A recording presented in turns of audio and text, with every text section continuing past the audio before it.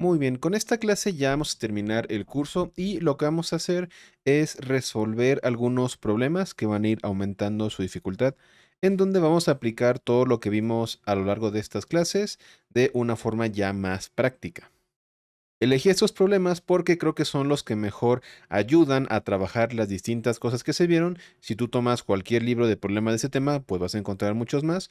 Yo te recomiendo que primero, conforme vayamos viendo los problemas, intentes resolver cada uno por tu cuenta, con las notas o con las clases que tenemos anteriormente, y ya al final revisar tu resultado o si tuviste algún problema para resolverlo, checar cómo lo hice yo. Pero primero es importante que veas tú mismo a qué dificultades te encuentras para poder ver después cómo puedes resolverlas. Así que vamos a empezar con el primer problema que dice lo siguiente. Un proyectil es disparado horizontalmente a una altura de 45 metros sobre el piso, a una velocidad de 250 metros sobre segundo. Y el inciso A nos pregunta, ¿cuánto tiempo dura el proyectil en el aire? Así que primero hagamos un pequeño diagrama de lo que nos está indicando este problema. Básicamente nos pide que tenemos que tener alguna referencia sobre dónde está el piso porque aparentemente un proyectil está siendo disparado a una altura de 45 metros respecto a ese piso. Así que tenemos un origen, que digamos es el piso que tenemos aquí, o más bien un punto de referencia que sería el piso. De ahí para arriba tomamos 45 metros y desde ese punto va a ser disparado el proyectil. Y este proyectil es disparado de forma horizontal, es decir, que tiene alguna velocidad totalmente en el eje horizontal, que será como el eje de las X. Y la velocidad a la cual está siendo disparado es de 250 metros sobre segundo. Entonces, por la naturaleza de este problema, este lanzamiento es un tiro parabólico, pero que está siendo lanzado desde el punto máximo, porque al ser disparado de forma horizontal, es como si en un tiro parabólico estuviéramos únicamente en la parte más alta de su trayectoria, en donde si recuerdas, la velocidad en el eje Y es cero y solamente está la velocidad en el eje X. Así que lo que uno esperaría de este movimiento es que conforme avanza a la derecha, también comience a caer y por lo tanto forme esta especie de media parábola hasta que finalmente llegue al piso. Ahora, si queremos calcular el tiempo de vuelo, lo que necesitamos saber es cuánto tiempo le va a tomar a este proyectil desde el punto en el cual está siendo soltado, que está a 45 metros de altura, cuánto tiempo le va a tomar llegar al piso. Y para ello realmente podemos ignorar su movimiento en el eje horizontal, en el eje X, porque no importa qué tan lejos llegue, en este inciso lo que nos interesa es cuánto tiempo se va a tardar en llegar al piso. Así que nos fijamos únicamente en su movimiento en el eje Y, que como ya sabemos es un movimiento de caída libre. Así que vamos a anotar las variables que tenemos disponibles para este movimiento. Tenemos primero que la aceleración tiene un valor de g, el valor de la gravedad. Tenemos que la velocidad inicial es igual a cero porque el proyectil es disparado de forma horizontal. Eso quiere decir que la velocidad en la componente vertical es igual a cero. La velocidad final es un valor que no conocemos. Sabemos que el desplazamiento sobre el eje Y es de 45 metros porque inicialmente está a una altura de 45 metros y luego tendría que llegar a una altura de 0 metros. Así que el desplazamiento total en el eje Y es de 45 metros. Y el tiempo es la otra variable que no conocemos. Entonces, de aquí lo que nos interesa saber es cuánto tiempo le va a tomar hacer este movimiento, es decir, que parta de una velocidad inicial de 0 metros sobre segundo, recorriendo una distancia de 45 metros con esta aceleración. Como aquí no nos interesa nada de la velocidad final, lo que vamos a hacer es ir a nuestra tablita de ecuaciones o de fórmulas para el movimiento rectilíneo uniformemente acelerado y vamos a tomar la que no incluya la velocidad final, porque esta variable es algo que de momento no nos interesa, no importa que no sepamos nada de ella. Y la que tendremos que utilizar entonces para poder encontrar el tiempo es la siguiente. El desplazamiento en y o y menos y inicial es igual a velocidad inicial por tiempo más un medio de la aceleración por tiempo al cuadrado. Esta fórmula, como puedes ver, no incluye la velocidad final, incluye todas las demás variables, de las cuales únicamente nos falta una, así que está perfecta. De aquí ya sabemos que la velocidad inicial es cero, es algo que nos da el mismo problema por cómo se comporta. Delta Y tenemos su valor, la aceleración también, el 2 es una constante, por lo que únicamente restaría despejar el tiempo. Para lo que tendríamos aquí que el tiempo es igual a 2 veces delta Y entre la aceleración, que es la gravedad, ahorita la sustituimos, y esto hay que sacarle raíz cuadrada porque es tiempo al cuadrado. Así que tendríamos que el tiempo es igual a 2 por los 45 metros. Podemos poner las unidades solo para asegurarnos de que está todo en orden. Entre la gravedad, que tiene un valor de 9.81 metros sobre segundo cuadrado. De aquí podemos ver, sacamos raíz a todo esto, pero me faltó. De aquí podemos ver directamente que los metros se van a cancelar con los metros. El segundo al cuadrado va a pasar al numerador. Y como estamos sacándole raíz, el resultado final lo vamos a tener en segundos. Así que al hacer esta operación, finalmente llegamos a que el tiempo que le va a tomar llegar del punto inicial hasta el piso es de 3.03 segundos más o menos. Y con esto ya tenemos resuelto el inciso A. Ahora, el inciso B nos dice a qué distancia horizontal del punto de lanzamiento golpea el piso. Es decir, ahora para el inciso B nos está preguntando, bueno, ya sabemos que se va a tardar 3 segundos en caer del punto más alto hasta finalmente llegar al piso, pero ahora la pregunta es qué distancia en el eje horizontal va a recorrer, es decir, cuál sería su desplazamiento pero en el eje X. Y bueno, para esto solamente hay que recordar que en el eje horizontal el movimiento que tiene es un movimiento con velocidad constante, porque aquí estamos considerando que no hay fricción, por lo tanto no se va a frenar de ninguna forma. Así que simplemente ya sabemos que para el movimiento con velocidad constante, la relación que podemos ocupar es que la velocidad es igual al desplazamiento o la distancia recorrida entre el tiempo. De aquí vamos a despejar simplemente este desplazamiento delta x, y esto sería igual a velocidad por tiempo. La velocidad es un dato que nos da el mismo problema. Nos dice que la velocidad es de 250 metros sobre segundo, porque es la velocidad inicial con la que sale disparado de forma horizontal. Y el tiempo es justamente el tiempo que calculamos en el inciso A, porque mientras la pelota esté en el aire hasta que llegue al piso, va a estar avanzando distancia de forma horizontal. Así que si tomamos el tiempo que le toma a la pelota caer del punto más alto hasta el piso, será el mismo tiempo que la pelota tiene para avanzar en el eje horizontal antes de golpear el piso también. Así que multiplicamos esta velocidad por los 3.03 segundos del inciso anterior, y con eso tenemos que el desplazamiento sería igual a 758 metros. Y con eso ya tenemos la respuesta al inciso B. Por último, el inciso C lo podemos resolver en este pequeño espacio que nos queda aquí abajo, y nos dice que, o más bien nos pregunta, ¿cuál es la magnitud de la velocidad? ¿Cuál es la magnitud, perdón, cuál es la magnitud de la componente vertical de su velocidad al golpear el piso? Bueno, realmente con esto volvemos a algo muy parecido al inciso A. Lo que nos interesa saber es cuál es su comportamiento en el eje vertical. Queremos ahora sí conocer cuál sería su velocidad final, una magnitud que en los casos anteriores no nos interesaba, pero ahora sí la queremos conocer. Y como realmente toda la demás información ya la tenemos la aceleración, la velocidad inicial, el desplazamiento y el tiempo, podemos utilizar cualquiera de las fórmulas o de las ecuaciones que tenemos que sí incluya la velocidad final. Por ejemplo, la más sencilla, la más rápida sería en la que nos dice que la velocidad final es igual a la velocidad inicial más aceleración por tiempo. De aquí directamente la velocidad inicial ya dijimos que es cero, y la velocidad final sería simplemente el valor de la gravedad, que es de 9.81 metros sobre segundo cuadrado, por el mismo tiempo que ya calculamos en el inciso A, que es el tiempo que le va a tomar en caer, 3.03 segundos. Hacemos la multiplicación y finalmente nos queda que la velocidad final es 29.7 metros sobre segundo. Aquí no lo dije, pero pues estos segundos se cancelan con un segundo al cuadrado, o con el cuadrado más bien, y por eso nos queda finalmente metros sobre segundos. Y ahí tenemos la respuesta al inciso C. Vamos a pasar al segundo problema, que dice lo siguiente. Un avión tiene una velocidad de 290 kilómetros por hora y va en picada formando un ángulo de 30 grados bajo la horizontal cuando el piloto deja caer un radar. La distancia horizontal entre el punto de lanzamiento y el punto de caída del radar es de 700 metros. Y la pregunta del inciso A es, ¿por cuánto tiempo está el proyectil en el aire? Para entender mejor este problema, te tengo aquí este pequeño diagrama para que veas cómo es más o menos. Tenemos un avión que está bajando con un cierto ángulo teta, que ya nos dijeron que es de 30 grados, y en algún punto suelta un radar que va a caer a una cierta distancia D de manera horizontal y esa distancia nos la dan. Y con eso lo primero que tenemos que calcular es cuánto tiempo está el proyectil en el aire, es decir, cuánto se tarda desde que lo soltaron hasta que llega al piso.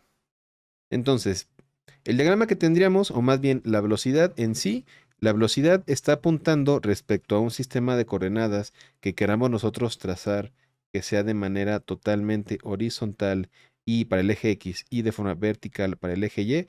Situamos esto como nuestro sistema de referencia y el avión está en este punto, la velocidad que lleva tendría un ángulo de 30 grados hacia abajo, es decir, algo más o menos así. Aquí está el horizontal, que sería el eje X, eje Y, perdón, y aquí tenemos un ángulo teta que ya dijimos que teta equivale a 30 grados. Y esta es la velocidad que lleva el avión, que es de 290 kilómetros por hora. Entonces, con esta información, nosotros directamente lo que ya podríamos encontrar es cuáles son las componentes en el eje X y en el eje Y de la velocidad, porque simplemente tendremos que encontrar el coseno de 30 o el seno de 30 para encontrar cada una de las componentes. Si nos fijamos respecto al punto de partida y digamos que este sistema de referencia lo estoy dibujando en el avión, pero en algún punto hacia abajo está el piso, ¿no? Y el proyectil ya dijimos que va a salir disparado hacia ese ángulo y va a caer a una cierta distancia que el problema también nos da, diciendo que es de 700 metros, ¿ok? Entonces, nosotros ya sabemos qué distancia en el eje horizontal va a recorrer el avión antes, o más bien va a recorrer el radar antes de llegar al piso.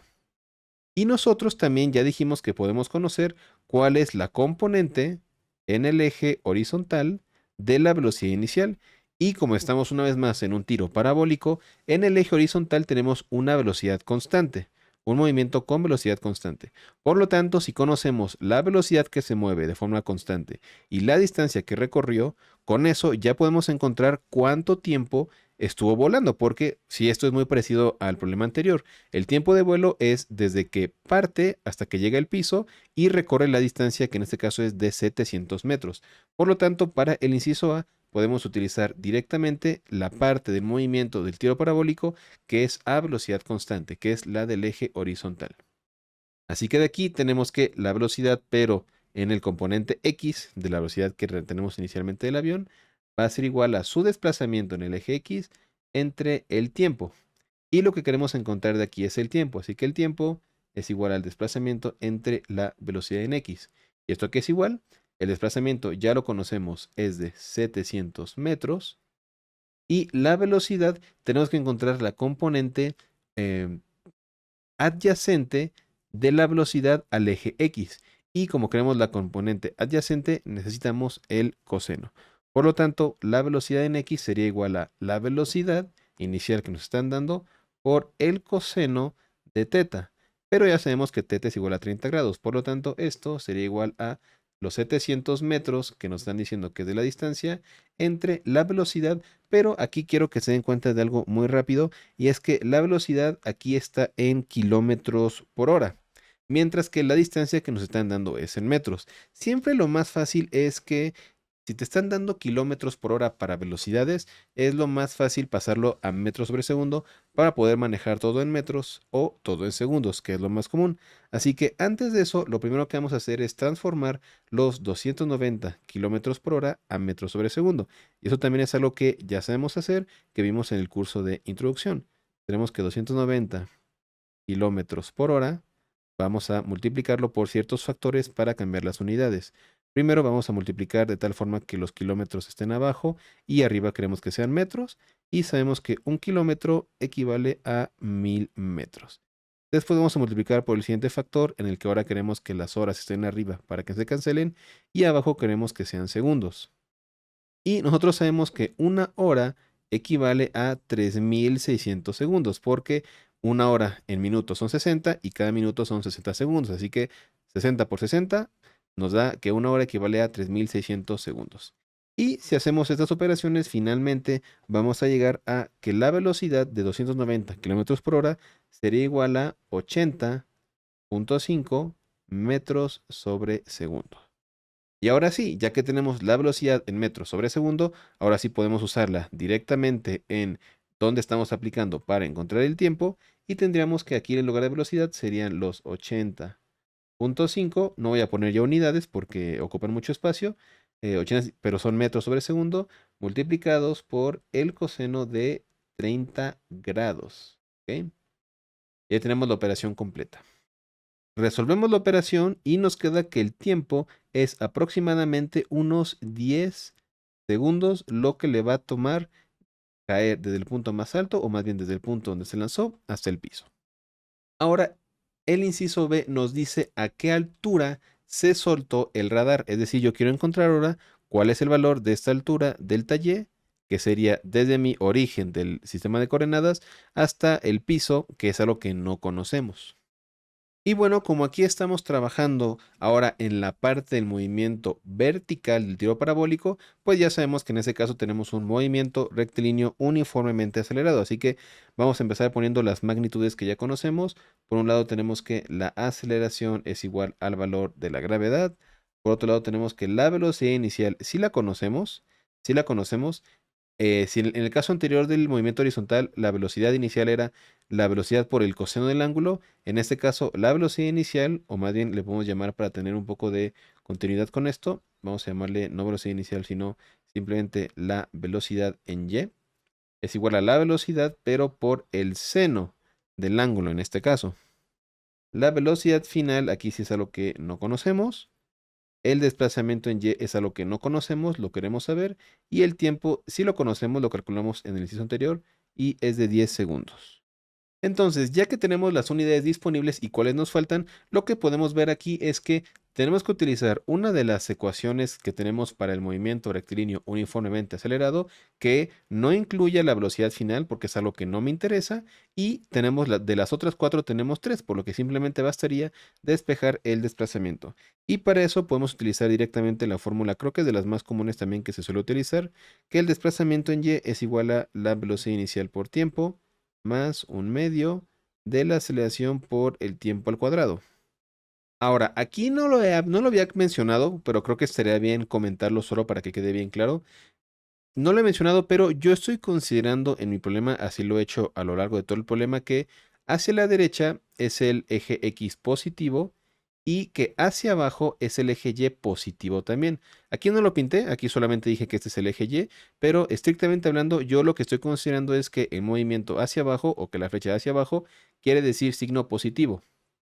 ¿Y eso por qué lo hago? Bueno, porque si yo dijera que Y fuera positivo hacia arriba, eso implicaría que el delta Y fuera negativo, que la velocidad inicial también fuera negativa y que la aceleración de la gravedad también fuera negativa, que no va a afectar el resultado, como ya lo mencionamos, pero voy a tener que poner en estas relaciones menos, menos, menos, que al final va a quedar como más, más, más. Así que aquí simplemente es por conveniencia poner el signo positivo hacia abajo.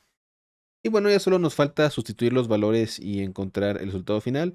La velocidad inicial ya dijimos que serían los 80.55 metros sobre segundo multiplicados por el seno de 30 grados, que el seno de 30 grados es un medio, por lo que eso sería más o menos como 40 aproximadamente, salvo por los decimales.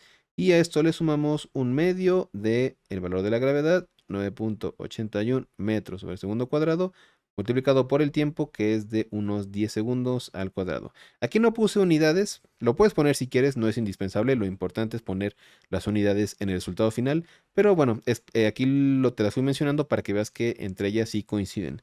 Y finalmente, si hacemos todo este cálculo, vamos a llegar a que la altura desde la cual fue lanzada este radar del avión es de 890 metros aproximadamente. Este resultado te podría salir un poquito diferente, depende un poco qué tanto hayas redondeado algunos valores o qué tanto te hayas fijado en los decimales, pero tiene que ser un valor muy cercano a este. Y con eso terminamos el ejercicio 2. Pasemos al siguiente ejercicio. Este me gusta bastante porque es un enunciado muy cortito, pero que es muy interesante de resolver. Así que este sí me gustaría en particular que lo intentaras hacer tú solo, si es que por alguna razón los anteriores no pudiste o no quisiste. Este sí, dales oportunidad porque a mí me gusta mucho, está muy bonito. Y dice lo siguiente: la velocidad inicial de un proyectil es 5 veces su velocidad en el punto de altura máxima. Y la pregunta es, o lo que nos pide encontrar es, encontrar el ángulo de lanzamiento θ0. Muy bien, entonces, ¿qué nos dice este problema? Básicamente es que tenemos un punto desde el cual estamos lanzando un proyectil con un cierto ángulo, que es algo que no conocemos, de hecho es lo que queremos conocer. Aquí tenemos nuestros ejes de coordenadas, tenemos el eje X, aquí tenemos el eje Y, y este disparo inicial forma un cierto ángulo, teta cero, a una cierta velocidad inicial, que les recuerdo que en sí es un vector. Ahora, este tiro parabólico lo que va a hacer, como ya vimos, es salir disparado, en algún momento llegar al punto más alto y luego comenzar a caer nuevamente. Y la condición que nos está diciendo el problema es que la velocidad inicial, la magnitud de la velocidad inicial del proyectil es 5 veces su velocidad en el punto más alto. ¿Y por qué creo que este problema es tan interesante? Porque es una buena forma de entender o de darse cuenta cómo conocer la física y el comportamiento del movimiento nos ayuda tanto como conocer las fórmulas o las ecuaciones y aplicar las matemáticas. Porque el hecho de que nos diga que queremos comparar con la velocidad en el punto más alto, ¿qué es lo que nosotros ya sabemos? Que en el punto más alto, la velocidad sobre el eje vertical, la velocidad en el eje Y, es igual a cero. Porque cuando llega al punto más alto es porque en el eje Y se detuvo y ahora va a comenzar a caer. Y sabemos que la velocidad en el eje X es un valor constante, es decir, que no importa en qué momento del recorrido encontremos su velocidad horizontal, siempre va a ser la misma. Y además, en el punto más alto, la única velocidad que va a tener es justamente esta velocidad en la dirección horizontal. Entonces de aquí podemos plantear nuestro sistema de ecuaciones o nuestra ecuación que nos describe este problema, que es lo que sabemos, que la velocidad inicial de lanzamiento es igual a 5 veces la velocidad en el punto más alto, que resulta ser la velocidad en el eje horizontal, la velocidad en X. Y la velocidad en X es lo que nosotros podemos encontrar muy fácilmente porque tenemos, o bueno, lo queremos encontrar, pero podemos suponer que tenemos un cierto ángulo teta cero que se forma con la horizontal, por lo que simplemente tendríamos que la velocidad inicial sería igual a 5 veces la componente en el eje X de la velocidad, que sería velocidad inicial por el coseno del ángulo. Y ya de aquí simplemente podemos cancelar las velocidades iniciales por estar en ambos lados de la ecuación. Y de aquí tenemos que el coseno de teta sería igual a un quinto, por lo que teta simplemente sería igual a la función inversa, coseno de la menos uno de ese un quinto. Y si hacemos este cálculo con la calculadora, realmente es con lo que se hace, encontramos que el ángulo sería igual a 78,46 grados. Ahí lo tenemos. Y con eso queda resuelto este problema. Entonces, como ves, es muy sencillo matemáticamente, lo puedes resolver muy fácil, pero si tú no entiendes que en el movimiento parabólico, en el punto más alto, la velocidad que participa únicamente es la velocidad horizontal, pues nunca podrías plantear esta ecuación, que es la que te permite resolver todo el problema. Así que con esto quiero que quede claro lo importante que es conocer tanto las matemáticas como el concepto del movimiento.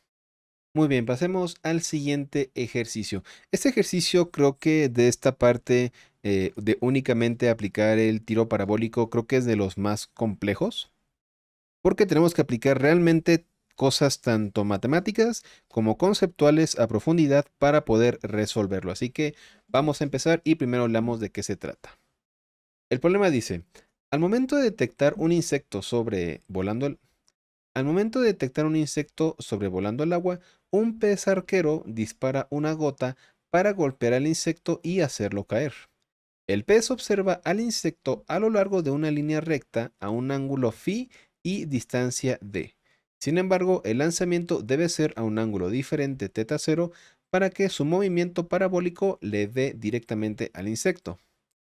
Ahora, si phi es igual a 36 grados y la distancia entre el pez y el insecto d es de 0,9 metros, ¿qué ángulo de disparo teta cero es necesario para que la gota le dé al insecto justo cuando esté en el punto más alto de su trayectoria parabólica? Entonces, lo que nos dice este problema es básicamente lo que tenemos en este pequeño diagrama para que quede un poquito más claro de qué se trata. Tenemos un pez, un insecto en algún punto y hay una cierta distancia en línea recta desde el pez hasta el insecto a un cierto ángulo. Esto básicamente es nada más para que nosotros podamos identificar de forma precisa en qué posición se encuentra el insecto respecto al pez. Y ahora el detalle aquí es que cuando el pez dispara la gota, esta va a formar una trayectoria parabólica. Y lo que nosotros queremos saber es a qué ángulo tendría que disparar la gota para que en esa trayectoria parabólica que va a formar esta gota, le dé al insecto justamente cuando esté en su punto más alto. Esto es importante porque técnicamente hablando hay muchísimas parábolas que podrían darle al insecto, pero cada parábola o cada disparo que podría hacer el pez, pues le va a dar en distintos puntos de la trayectoria parabólica de la gota. Y nosotros nos estamos interesando únicamente por el tiro en el que al darle al insecto se encuentre en el punto más alto. Así que vamos a hacer esto por partes. Primero vamos a hacer un pequeño diagrama únicamente para tener aquí a la mano qué es lo que estamos resolviendo. Aquí tenemos primero nuestro sistema de coordenadas que vamos a ponerlo en el pez, que es de donde va a salir disparado este proyectil directamente. Y vamos a hacer el dibujo de forma inversa para que nos quede más claro a qué me refiero con forma inversa. Bueno, primero vamos a ver que el pez va a disparar a un cierto ángulo teta cero la gota, ¿no? O sea, estamos aquí en el inicio, va a disparar la gota con este vector, por ejemplo, y este vector va a formar un cierto ángulo que le llamamos teta cero respecto a la horizontal. Este lanzamiento va a ser algo como esto más o menos, va a llegar, va a subir y luego va a comenzar a caer, ¿ok? Pero el chiste de este lanzamiento es que tiene que ser tal que cuando se encuentre en el punto más alto, en ese punto justamente esté el pequeño insecto en el punto más alto. Y ese punto tiene que ser el punto con estas coordenadas, en el que si trazamos una línea recta desde el origen de donde estamos disparando hasta ese punto, vamos a tener una distancia de 0.9 metros y aquí se va a formar un ángulo phi que es igual a 36 grados. Entonces, este sería el diagrama del problema. Esta línea azul nos indica la posición del insecto y lo rojo tendría que ser la trayectoria de la parábola para que golpee al insecto en su punto más alto. Entonces, aquí lo primero que tenemos que hacer es ir aplicando cada una de las condiciones limitantes a nuestro problema, porque como ya comentamos, el hecho de que la gota golpee al insecto en el punto más alto ya es una restricción, porque esto podrían ser muchas parábolas diferentes, pero con decir eso ya lo estamos restringiendo, así que lo primero es aplicar esa restricción, pero de forma matemática. Así que vamos a ver primero cómo es el comportamiento en el eje vertical del lanzamiento de la gota tal cual.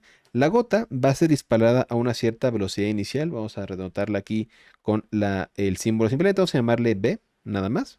B es la velocidad inicial con la que la gota es disparada, simplemente.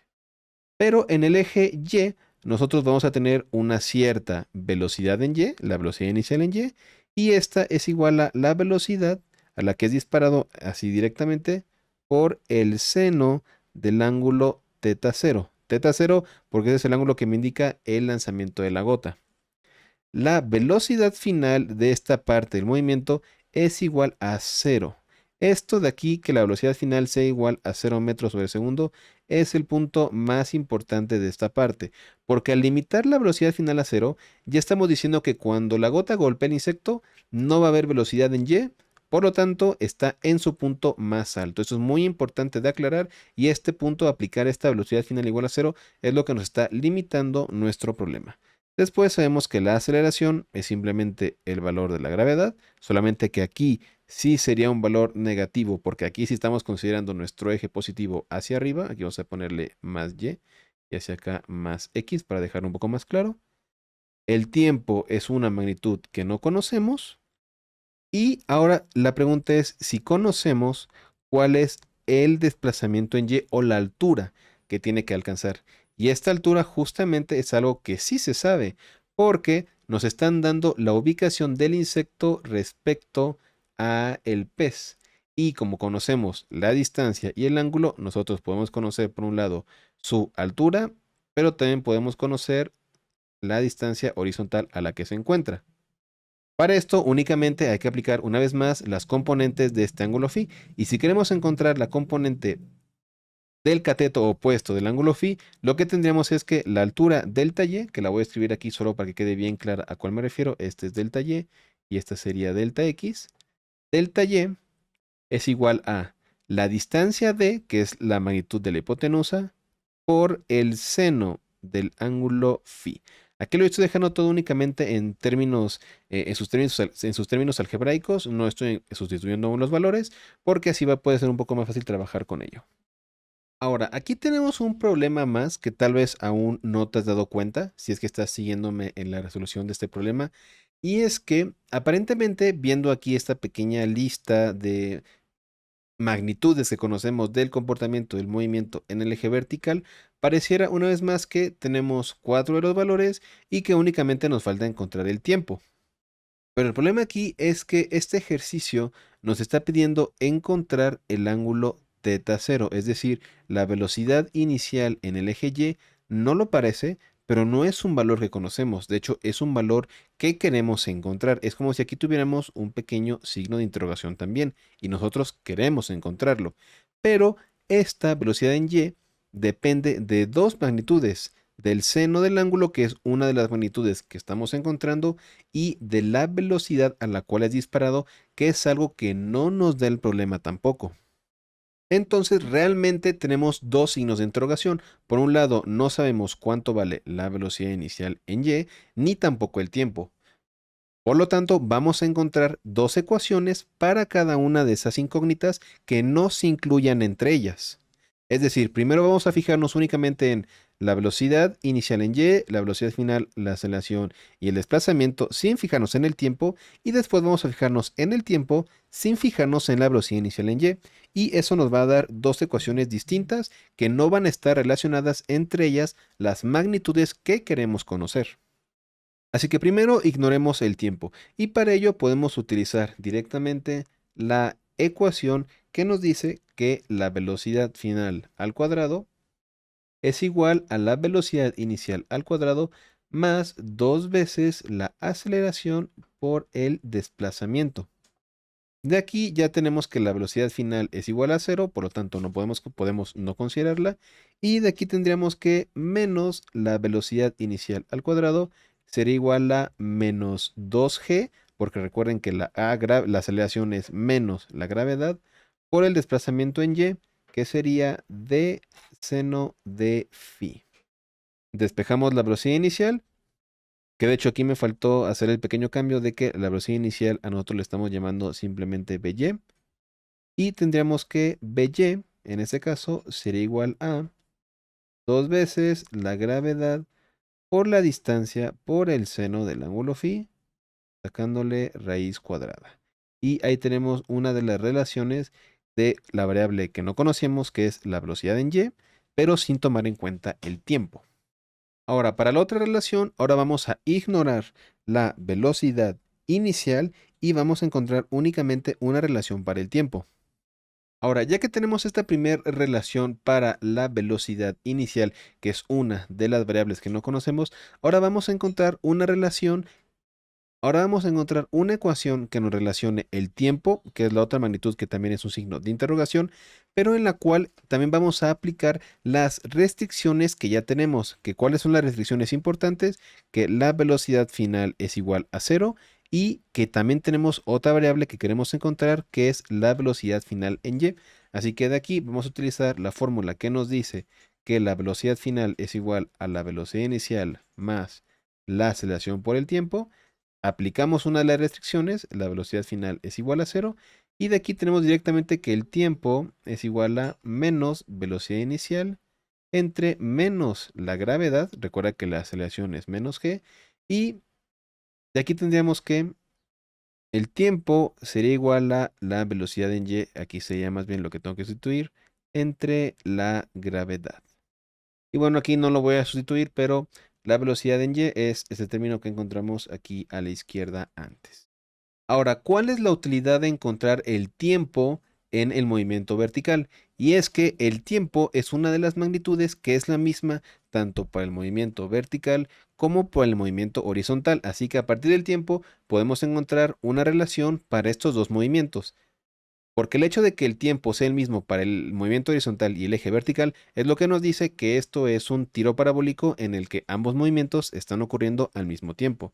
Así que para el eje horizontal, si queremos encontrar, más bien, para el eje horizontal ya tenemos el tiempo que le toma llegar del punto de partida a que golpee el insecto y ya sabemos que la distancia recorrida es delta x. Por lo tanto, para el eje horizontal sabemos que la velocidad en x es igual a el desplazamiento en x entre el tiempo.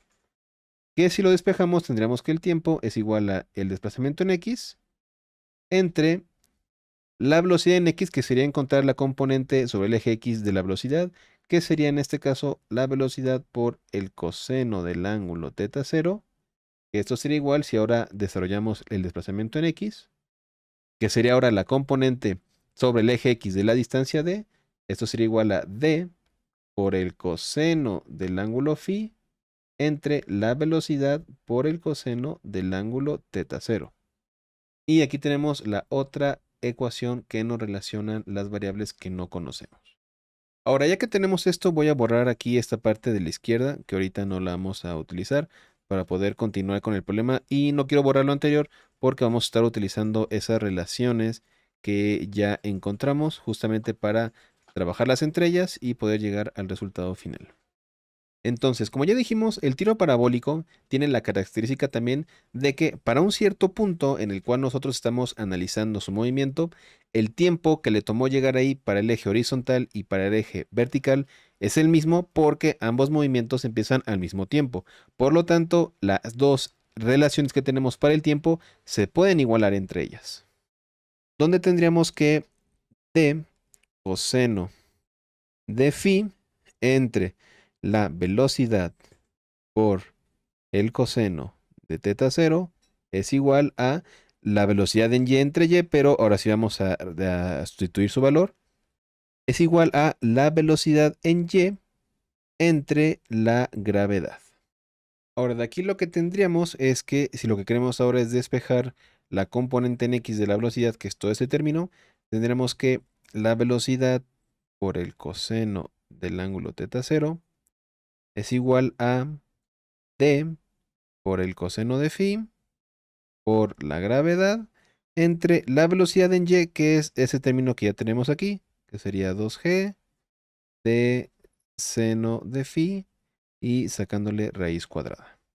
Muy bien, ahora viene ya el paso final para resolverlo. Este problema en particular, pues sí tiene un poquito su truco para poder resolverlo. Porque si te das cuenta, tuvimos que encontrar tres relaciones distintas y luego primero relacionamos estas dos de aquí abajo para encontrar cuánto sería el tiempo. Luego igualamos los tiempos y ya obtenemos esta de aquí. Y ahora finalmente para resolver el problema vamos a utilizar esta tercera que encontramos aquí junto con la primera que encontramos de la siguiente manera. Entonces, fíjate, ¿por qué hicimos todo esto? Tuvimos que hacer esto porque al final lo que nosotros queremos es lo que ya tenemos aquí. Tenemos por un lado una relación para la velocidad en el eje X, que está en términos de constantes que ya conocemos, y aquí lo que tenemos también es lo mismo, una fórmula para la velocidad en el eje Y en términos de magnitudes que son constantes que ya conocemos. Entonces, como nosotros tenemos tanto la velocidad en X como la velocidad en y, ya con esto nosotros podemos eliminar una de las dos variables que aún tenemos. ¿Cuáles son estas dos variables? La velocidad inicial con la cual es lanzada la gota y el ángulo al cual es lanzado. Porque estrictamente hablando, si nosotros fijamos aquí, seguimos teniendo dos incógnitas, la velocidad y el ángulo.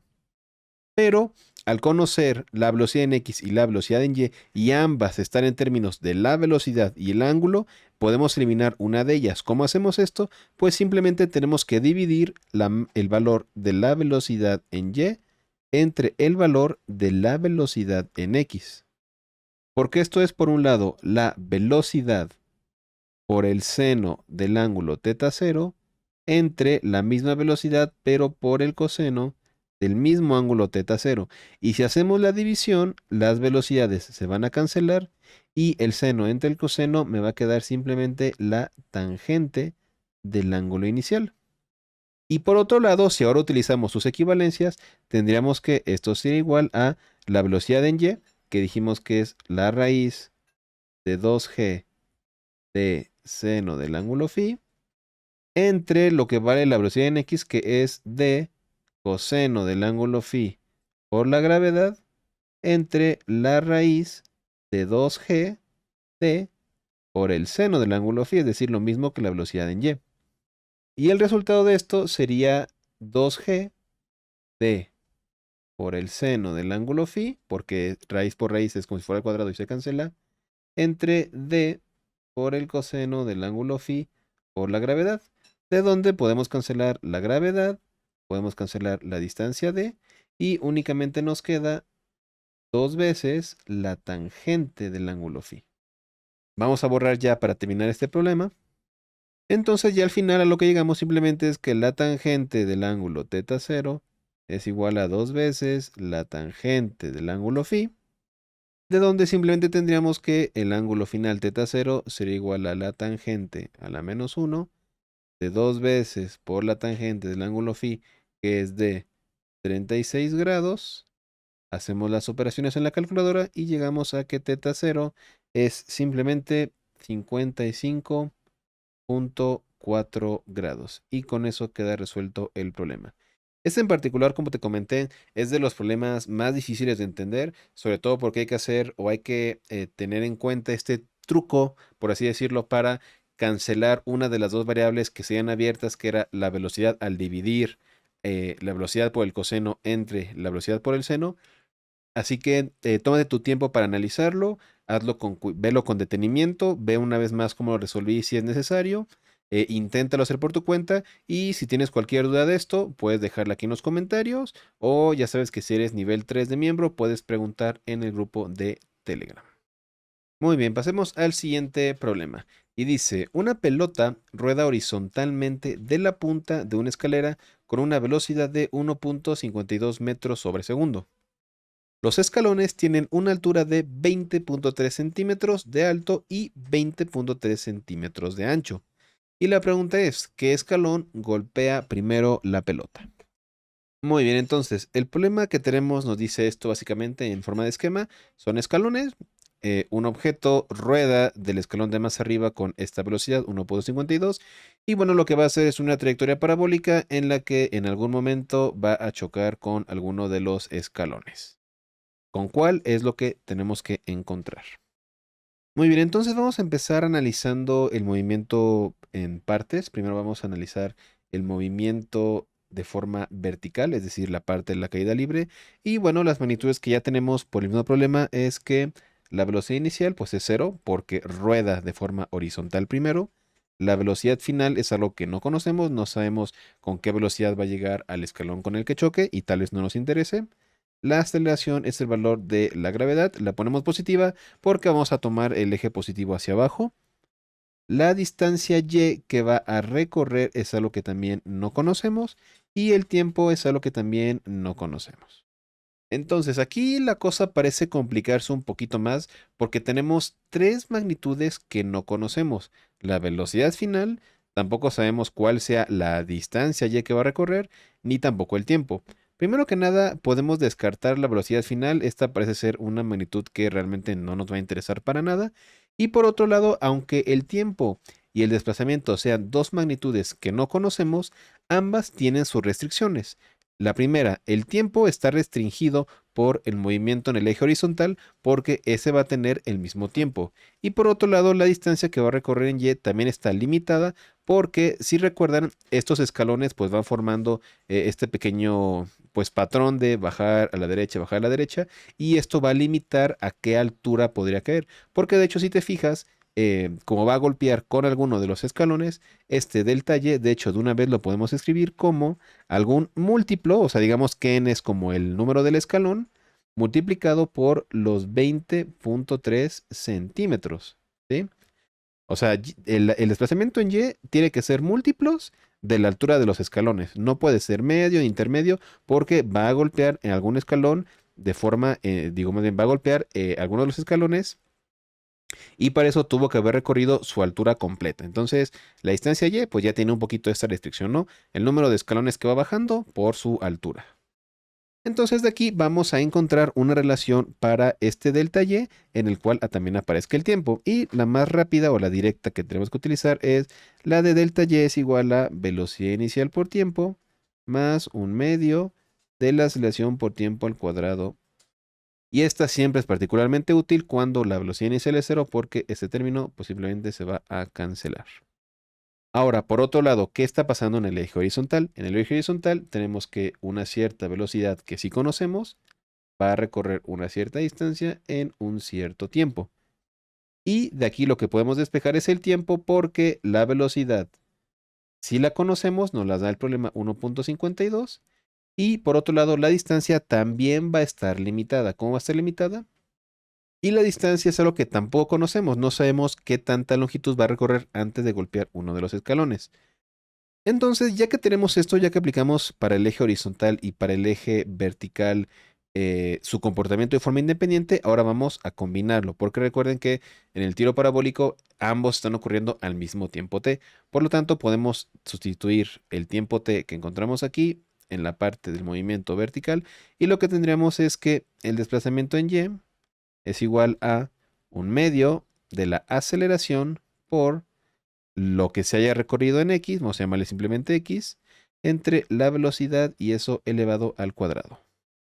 Y bueno, aquí podemos sustituir directamente ya los valores porque esta aceleración pues es el valor de la gravedad, aunque no lo puse desde antes, y la velocidad también la conocemos. Entonces esto sería igual a 1/2 de los 9.81 metros sobre segundo cuadrado entre la velocidad que es 1.52 metros sobre segundo multiplicados por x al cuadrado, lo que nos daría al final que el desplazamiento en y sería igual a 2.12 por x cuadrada. ¿Y por qué hicimos esto? Bueno, porque realmente aquí, como estas son constantes, podemos dejarlas expresadas en términos, pero creo que es mucho más sencillo si simplemente encontramos su valor numérico, así ya solamente escribimos el valor y no cada una de las variables. Esto solamente para simplificar lo que nos falta del problema. Muy bien, ya que tenemos esto, ahora podemos sustituir la relación que tenemos para el desplazamiento en y que tiene que cumplir y tendríamos que n multiplicado por los 20.3 centímetros, que de hecho, bueno, esto no lo había hecho antes, pero aquí ya sería conveniente. Como estamos utilizando en las magnitudes o los valores que sustituimos aquí fueron metros sobre segundo cuadrado y metros sobre segundo, estos 20.3 centímetros ya habría que manejarlos en metros, así que eso sería 0.203 metros es igual a 2.12 por x cuadrada. Que si hacemos aquí la división, o más bien despejamos el n, tendremos que n sería igual a 10.44 por x cuadrada. Entonces, ¿qué es lo que tenemos aquí? Aquí lo que tenemos es que si yo voy enumerando el número de escalón, por ejemplo, yo quiero analizar qué pasa en el escalón número 1, que sería este de aquí, yo con esta ecuación lo que puedo encontrar es a qué distancia x estaría la pelota para cada número de escalón 1, escalón 2, etcétera. Pero ahora es hora de aplicar la restricción de que yo quiero conocer cuándo la pelota va a golpear un escalón. Así que vamos a analizar, por ejemplo, suponiendo que golpea en este escalón de aquí. ¿Qué restricción va a tener esta distancia x que es la que estaría recorriendo? Para que la pelota finalmente golpee uno de los escalones, pues tiene que caer antes del final del escalón. Y lo que sabemos para cada escalón n que estamos tomando en cuenta es que la distancia desde el origen hasta el final de ese escalón sería lo mismo que mencionamos aquí. Sería el número de escalón multiplicado por los 0.203 metros.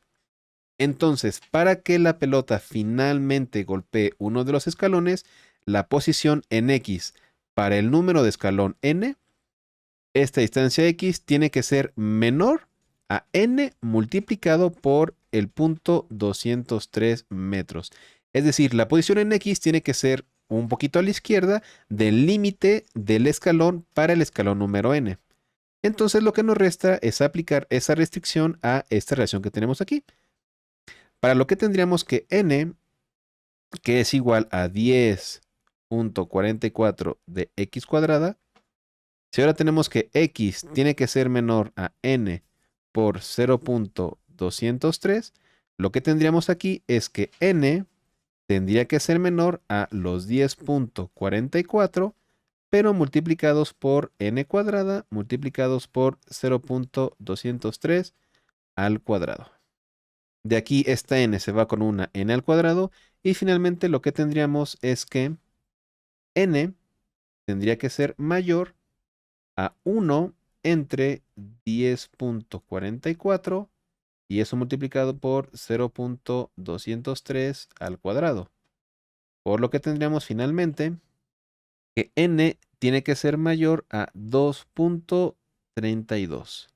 Y bueno, como n lo que está expresando es el número de escalones, al decir que tiene que ser mayor que 2.3, lo que estoy diciendo realmente es que n tiene que ser igual a 3. Como mínimo, digo, cualquier valor mayor a n, pues ya la pelota ya pegó, pero el primer escalón en el cual se cumpliría esta condición de que la distancia en x sería menor al límite que podría alcanzar, o sea, ya golpeó el escalón, sería para n igual a 3. Así que ahí tenemos el resultado. Ese problemita, lo que tiene de complicado este problema, si te das cuenta, no es tanto la física. O sea, la física, si tuviéramos que decir hasta dónde llega en sí aplicar física, sería, déjame cambiar de color. La parte de física sería esto de aquí, donde aplicamos las condiciones del movimiento. Aquí sustituimos, llegamos a esta relación de aquí. La física en sí es hasta aquí, en donde encontramos la relación entre el movimiento o la posición en X y la posición en Y. Ya todo lo demás es aplicar matemáticamente la restricción de que la pelota tiene que golpear al escalón. Por eso aparecen aquí las desigualdades, la distancia y son múltiplos de n, x tiene que ser menor que el límite para que choque con el escalón, aplicar las restricciones y llegamos al resultado final. Entonces este problema son bastantes cosas de matemáticas, checarlo con cuidadito y ya sabes que cualquier duda en los comentarios. Muy bien, ahora vamos a hacer algunos problemas del movimiento circular uniforme. Ya hicimos bastantes de tiro parabólico. Vamos a pasar ahora con los de este tema. Y el ejercicio dice lo siguiente. Un bolso se encuentra a un radio de 2 metros y una cartera a un radio de 3 metros y están viajando en un movimiento circular uniforme en el piso de un carrusel. Aparte nos sacará que ambos están en la misma línea radial. Además, el problema nos dice que en un cierto instante la aceleración del bolso es de 2 metros sobre segundo cuadrado en la dirección Y más 4 metros sobre segundo cuadrado en la dirección J. Y ahora el problema nos dice, en ese instante y en notación de vectores unitarios nos pide encontrar cuál es la aceleración de la cartera. Muy bien, entonces, el problema nos dice que tenemos un carrusel que se mueve en un movimiento circular, básicamente. No nos dice en qué dirección, así que no importa mucho. O tal vez si nos lo diga, habría que verlo del... Así que el problema lo que nos dice es que tenemos un carrusel que se mueve en movimiento circular y tenemos dos objetos. Tenemos un bolso a 2 metros del centro y una cartera a 3 metros del centro. Y nos dice también que para el bolso, la aceleración está dado por el vector 2i más 4j. Y nos pide encontrar para este mismo instante, es decir, cuando el bolso tiene esta aceleración, cuál sería la aceleración, pero de la cartera que se encuentra a una distancia mayor del centro. Entonces, aunque los dos objetos, el hecho de que los dos objetos estén a un distinto radio del centro, va a implicar que el comportamiento de su movimiento circular uniforme va a ser diferente. El que está más lejos va a moverse a mayor velocidad porque, obviamente, al estar más lejos tiene que recorrer una distancia mayor en el mismo tiempo. Pero así como van a tener magnitudes distintas al tener un radio distinto, también van a tener magnitudes que van a ser iguales. Y esto es por la naturaleza de este movimiento circular uniforme. Y esa magnitud que va a ser la misma para ambos objetos va a ser el periodo, es decir, el tiempo que le va a tomar a ambos objetos dar una vuelta completa va a ser el mismo porque están sobre el mismo carrusel. Lo único diferente va a ser su velocidad tangencial. Entonces podemos partir de decir que el periodo para el objeto 1 va a ser igual al periodo para el objeto 2. Y el periodo, si recuerdas, se puede expresar como 2pi por el radio al cual se encuentra entre su velocidad tangencial.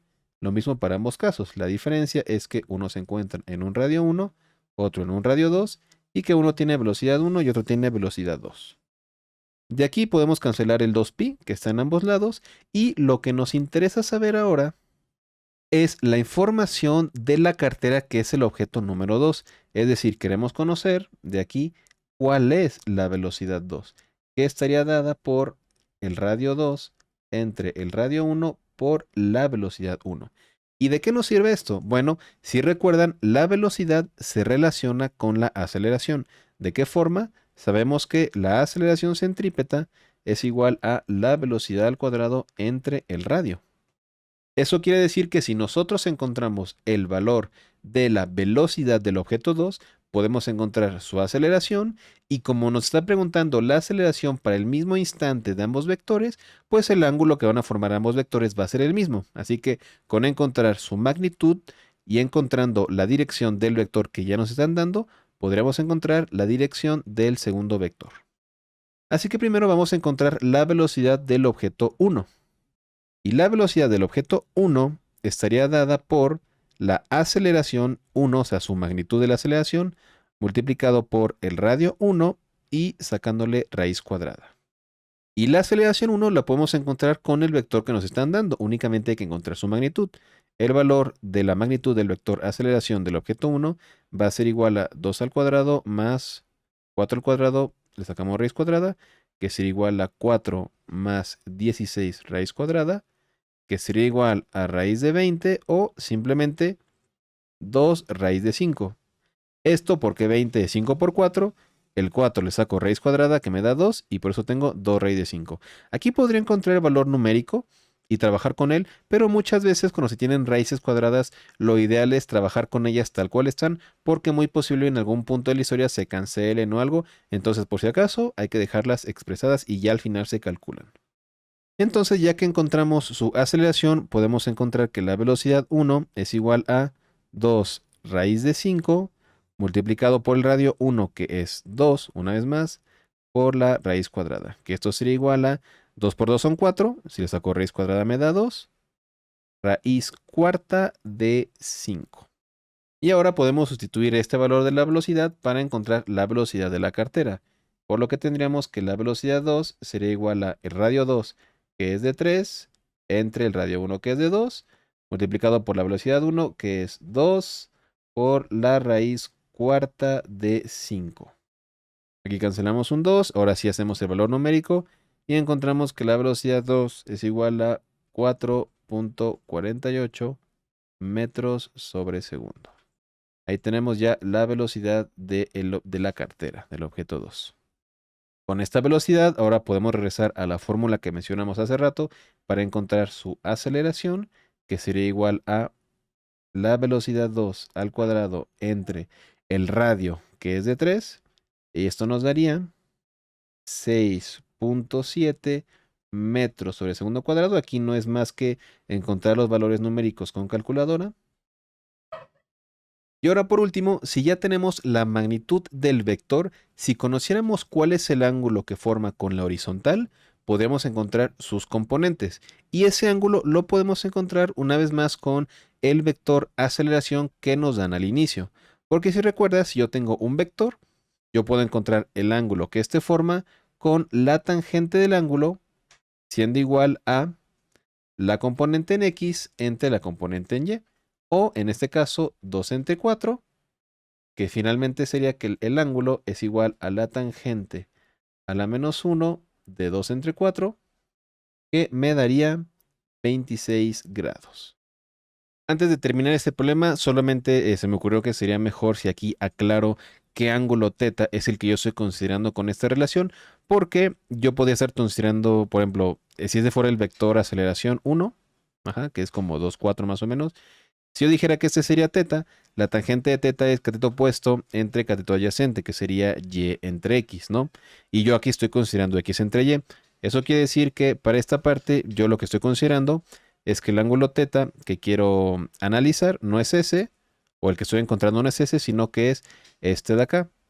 Porque para este caso la tangente es x entre y, que es justamente esto. Entonces solamente es dejarlo claro e importante porque estrictamente hablando, este teta pues puede ser este o este de acá. Y ya depende de cuál tomes tú, es si es x entre y o y entre x. Entonces ya que aclaramos eso y ya que tenemos el ángulo, entonces ahora sí el vector A2 sería igual a, si yo quiero primero la componente en X, pues sería el valor de la aceleración por el seno, en este caso, del ángulo teta en Y, más el valor de la aceleración por el coseno de teta para la componente J. Y si yo hago el cálculo, seno de 26 grados por el valor de A2, que es 6.7, finalmente a lo que llego es que el vector aceleración es igual a 3i más 6j. Y con eso resolvemos el problema. Muy bien, ahora vamos a pasar al penúltimo ejercicio, el ejercicio 7, que es uno que me gusta bastante porque aplica, por un lado, tanto el tiro parabólico como el movimiento circular uniforme.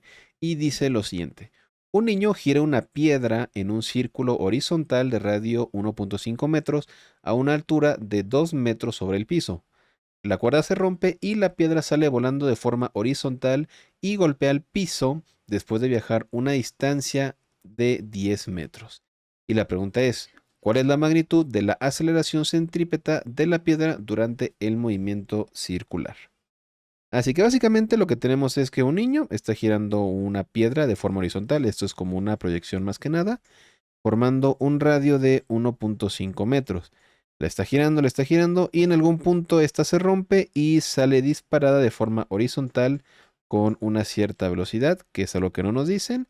Y esa piedra que sale disparada de forma horizontal, pues va a formar una caída en tiro parabólico que va a partir del punto más alto hasta que finalmente va a llegar al piso a una cierta posición, con las características de que desde el momento que salió disparada hasta que llega al piso, recorrió 10 metros, 10 metros, y la altura de la cual está siendo disparada es de 2 metros.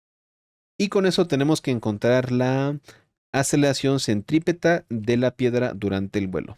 Entonces vamos a ir como en reversa para ver qué es lo que tenemos que encontrar al final del día. Y es que al final, lo que nos pide encontrar es la aceleración centrípeta. Y ya sabemos que la aceleración es igual a la velocidad al cuadrado entre el radio. Entonces, para poder encontrar la aceleración, el radio ya lo conocemos, es de 1.5 metros. Necesitamos conocer a qué velocidad estaba girando. Y la velocidad a la que estaba girando resulta que es la misma velocidad a la cual sale disparada el objeto en este tiro parabólico. Entonces, para poder encontrar la aceleración, tenemos que encontrar a qué velocidad salió disparada. ¿Y eso cómo lo podemos encontrar? Bueno, porque al estar en un tiro parabólico, si primero nos fijamos en el movimiento vertical, perdón, en el movimiento, vamos a fijarnos primero en el movimiento horizontal de este tiro parabólico, sabemos que de forma horizontal el movimiento es un movimiento con velocidad constante. Y justamente el valor de esa velocidad es el de la velocidad que queremos encontrar para encontrar la aceleración centrípeta. Así que de forma horizontal sabemos que la velocidad a la cual sale disparada es igual a la distancia recorrida entre el tiempo. Y la distancia sí la conocemos, es de 10 metros. Y la velocidad es algo que queremos encontrar. Entonces, para poder encontrar la velocidad, ya que tenemos la distancia recorrida, lo que necesitamos encontrar ahora es cuánto tiempo le tomó llegar del punto más alto, o de donde fue disparada, hasta el piso. Y para eso vamos a pasarnos ahora a la parte del movimiento vertical del problema, porque para la parte vertical nosotros ya sabemos que tenemos una caída libre, en la cual la velocidad inicial es cero, porque el objeto es disparado de forma horizontal con su componente en y de un valor de cero. La velocidad final no la conocemos. La aceleración es el valor de la gravedad. El tiempo no lo conocemos, pero la distancia sí la conocemos. Es una distancia de 2 metros. Entonces, como la velocidad final no me interesa, únicamente me fijo en las otras 4 variables y necesitamos encontrar el tiempo. Y para eso, una vez más, aplicamos la ya muy utilizada relación que nos dice que la distancia, y en este caso simplemente, es igual a velocidad inicial por tiempo más un medio de la aceleración por el tiempo al cuadrado. La velocidad inicial es cero, así que se cancela. Por lo que de aquí el tiempo lo puedo despejar y simplemente tengo que esto es igual a 2 veces la distancia en y entre la gravedad, sacándole raíz cuadrada, que sería igual a 2 multiplicado por la distancia y, que es 2, entre la gravedad y le saco raíz, o simplemente 2 entre raíz de g. Y ahora, ya que encontramos cuánto tiempo le va a tomar llegar al piso, podemos sustituir este tiempo en el tiempo de la distancia que va a recorrer, que ya la conocemos que es de 10 metros de forma horizontal, y con eso lo que tenemos, que vamos a terminar aquí arriba, es que la velocidad va a ser igual a los 10 metros que ya sé que recorre, entre 2 entre la raíz de g, que sería igual a 5 por la raíz de g, que les recuerdo que es la gravedad.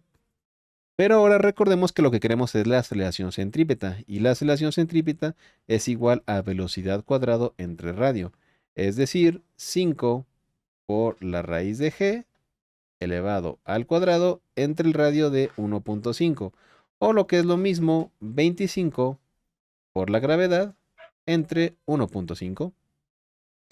Que si ya sustituimos el valor de la gravedad y hacemos las operaciones, llegamos a que la aceleración centrípeta sería de 163 metros sobre segundo al cuadrado, y con eso queda resuelto el problema. Muy bien, ahora vamos a pasar ya con el último ejercicio, ya para terminar con este curso de cinemática en 3D. Y el problema dice lo siguiente: durante una erupción volcánica es posible que piedras salgan disparadas fuera del volcán. El inciso A: ¿a qué velocidad inicial debería ser lanzada una roca a un ángulo de θ0 igual a 35 grados sobre el horizontal desde el punto A para caer a los pies del volcán en el punto B a una distancia vertical de 3.30 kilómetros y una distancia horizontal de 9.40 kilómetros? Y básicamente el esquema del problema sería esto. Tenemos que el punto A se encuentra a una altura h y sale disparada la piedra con un ángulo θ0. La piedra sube, cae, un tiro parabólico común, pero lo que tiene de diferente este problema, a diferencia de los que hemos resuelto antes, es que aquí la piedra puede seguir cayendo después de la altura de la cual fue lanzada, que es justamente algo que comentamos antes cuando vimos este tema. Y justamente como dejamos que siga cayendo, pues va a caer hasta un punto B que se encuentra a una cierta distancia D. Pero aquí, como le comento, la característica es que la piedra cae una altura h por debajo del punto del cual fue disparada. Muy bien, entonces el diagrama del problema ya aquí en nuestra hoja para los cálculos sería algo así. Es básicamente lo mismo del esquema que ya te mostré. Y este problema es en particular importante que lo hagamos porque aquí vamos a dejar un poco más en claro la importancia de definir correctamente un sistema de coordenadas y cómo eso nos puede ahorrar bastante trabajo. Porque en los problemas anteriores, digamos que hemos podido decir simplemente, bueno, el eje Y positivo queda hacia abajo o hacia arriba por comodidad, simplemente, como la pelota o los proyectiles solían caer a la misma altura o eran disparados desde una altura máxima, pues realmente las distancias o las longitudes podían ser tomadas desde el origen, pero aquí, como tenemos un disparo que parte de un origen que tenemos en este punto de aquí y llega a una posición incluso por debajo de ese origen, sí va a ser importante tomar en cuenta eso del sistema de coordenadas. Entonces, ¿cómo vamos a empezar? Tenemos que una vez más analizar por un lado el movimiento horizontal y por otro lado el movimiento vertical. Fíjate primero qué pasaría si tomamos en cuenta únicamente el movimiento vertical. Para el movimiento vertical, ¿qué tenemos? Tenemos que la velocidad inicial en el eje Y es igual a la velocidad inicial por el seno del ángulo de 35 grados, que le voy a llamar hasta ahorita θ simplemente. La velocidad final en Y es algo que no conocemos. La aceleración es igual a la gravedad, pero negativa, porque en este caso sí estoy tomando el eje Y positivo hacia arriba. El tiempo es algo que también desconocemos.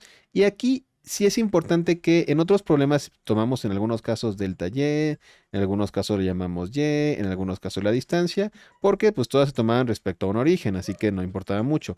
Pero aquí sí va a importar, porque delta Y, si recuerdas, definido tal cual de forma estricta, es igual a Y menos Y0, donde Y0 es la posición origen y Y es la posición final. Y en este caso sí que tiene ciertos valores, porque Y es 3.3 kilómetros, pero por debajo del eje donde está mi cero. Por lo tanto, este delta Y sería aquí. Y vale menos 3.3 y el y0 vale 0. Así que esto simplemente sería menos 3.3. Entonces fíjate que aquí sí es importante fijarse en eso de la altura para que estemos tomando los signos de la forma correcta. Entonces, una vez más, la velocidad final va a ser una magnitud que no me va a interesar mucho realmente y únicamente me preocupo por las otras 4 magnitudes. Y para estas 4 magnitudes, esto ya es a lo que hemos hecho tantas veces que posiblemente ya te lo estés aprendiendo. La mejor fórmula para este caso es simplemente la de delta y es igual a velocidad inicial por tiempo más un medio de la aceleración por tiempo al cuadrado. De donde, si sustituimos los valores que tenemos que eso sería menos 3.3 es igual a la velocidad inicial. Aquí es la velocidad inicial en y, no lo aclaré, pero la velocidad inicial en y que sería velocidad inicial por el seno del ángulo más, perdón, aquí me faltó por tiempo, más un medio de la gravedad, pero aquí hay que tener cuidado porque la gravedad es negativa, por lo tanto aquí tenemos que cambiarlo por un signo negativo, por el tiempo al cuadrado. Y ahora como tenemos y ahora que tenemos la incógnita del tiempo, esa la podemos encontrar, pero analizando el movimiento ahora para el caso horizontal, en el cual tenemos que, una vez más, es una velocidad constante, por lo que directamente podemos decir que la velocidad inicial en x es igual a la distancia recorrida, o el delta x, entre el tiempo, y de aquí podemos despejar el tiempo para tener que la distancia recorrida del origen al punto que estamos analizando es de 9.4 kilómetros, entre la velocidad inicial en x, que sería la velocidad inicial, pero ahora por el coseno del ángulo teta. Por lo que ahora si combinamos estas dos ecuaciones, lo que tendríamos es que menos 3.3 sería igual a velocidad inicial por el seno del ángulo por 9.4 entre velocidad inicial por el coseno del ángulo más 9.4 al cuadrado por la gravedad entre 2 veces la velocidad inicial al cuadrado por el coseno cuadrado de teta. Y aquí otra vez el pequeño error, y no es más, es menos. Y finalmente eso se reduciría a menos 3.3, la velocidad inicial se cancela, sería igual a 9.4 por la tangente de teta, menos 9.4 al cuadrado por la gravedad entre 2 veces la velocidad inicial al cuadrado por el coseno cuadrado de teta. Ahora, esto que tenemos aquí se ve como muy exagerado, pero realmente la tangente se puede encontrar porque el ángulo teta lo conocemos. El coseno también, en la gravedad tenemos su valor, el 2, el 9.4 al cuadrado también. O sea, aquí prácticamente todas las magnitudes son valores que ya conocemos, excepto la velocidad inicial. Así que esto lo podemos directamente despejar. Ahorita lo voy a dejar todo en términos únicamente de las variables para que ya al final solo sea un cálculo el que tengamos que revisar que esté bien. Y entonces si yo de aquí despejara la velocidad, lo que tendría es que la velocidad inicial sería igual a menos 9.4 por 10 a la 3, hoy te explico esto, al cuadrado multiplicado por la gravedad entre 2 veces el coseno cuadrado de teta por menos 3.3 por 10 a la 3 menos la tangente de teta por 9.4 por 10 a la 3. Y todo esto hay que sacarle raíz o simplemente elevarlo a la 1/2. Aquí lo único que hice fue despejar la velocidad inicial de esta ecuación que tenemos acá. De aquí llega acá, únicamente despejando. Y el por 10 a la 3 que le agregué a estas magnitudes es porque estas distancias están dadas en kilómetros. Pero si yo voy a tomar la gravedad en metros sobre segundo cuadrado, pues tengo que convertir los kilómetros a metros, que simplemente multiplicarlo por 10 a la 3.